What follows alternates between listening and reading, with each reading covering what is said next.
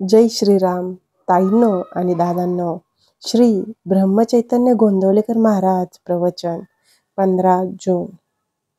मी फक्त एका नामातच आहे. बघूया याबद्दल श्री गोंदवलेकर महाराज काय म्हणतात. मनुष्य कितीही मोठा असला, उत्तम पुराण आणि प्रवचन सांगणारा जरी असला, तरी तो जर नामात राहत नसेल किंवा त्याच्या संगतीत परमेश्वराचे प्रेम लागत नसेल, तर तो कदापिही संत म्हणून समजला जाणार नाही.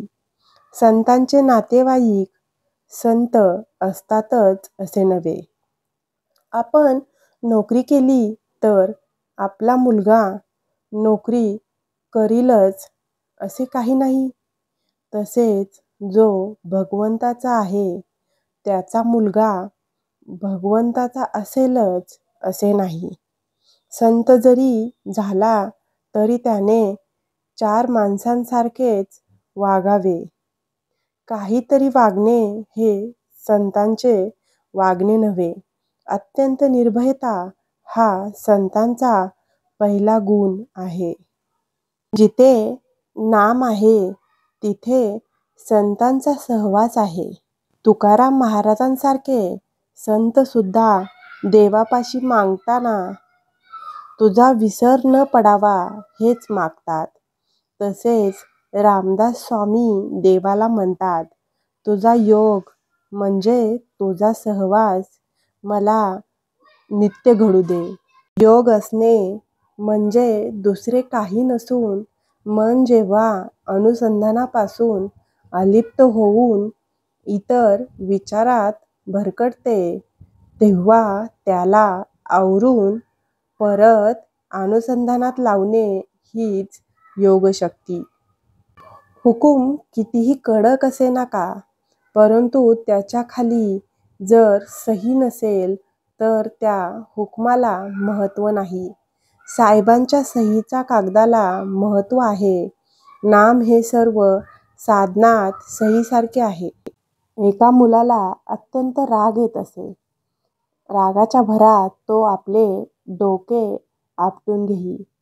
त्याला मी सांगितले, रोज स्नान झाल्यावर आपल्या पोटावर गंधाने राम नाम लिहून ठेव आणि ज्या वेळी राग येईल त्या वेळी त्या नामाकडे पहा आणि त्या प्रयोगाने त्या मुलाचा राग आपोआप शांत झाला. खरोखर नामात किती प्रचंड शक्ती आहे, अनुभव घेऊनच पहा. मी आजपर्यंत सर्वांना नामच सांगत आलो आहे. मी इथे नाही, मी तिथे नाही, मी गेलो नाही, मी जात नाही. मी फक्त एका नामातच आहे.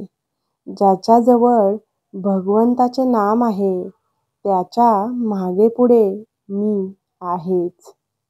बोधवाक्य. तुम्ही भगवंताचे नाम घ्यावे. या पलीकडे सत्य सांगतो, मला कसलीही अपेक्षा नाही. प्रवचनाच्या शेवटी मी जय श्रीराम नामाचा जप करणार आहे.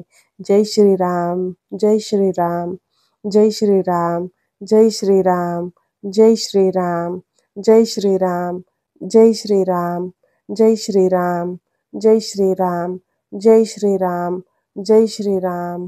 रामाच्या चरणी नमन करून मी आजच्या प्रवचनाचा शेवट करते. धन्यवाद.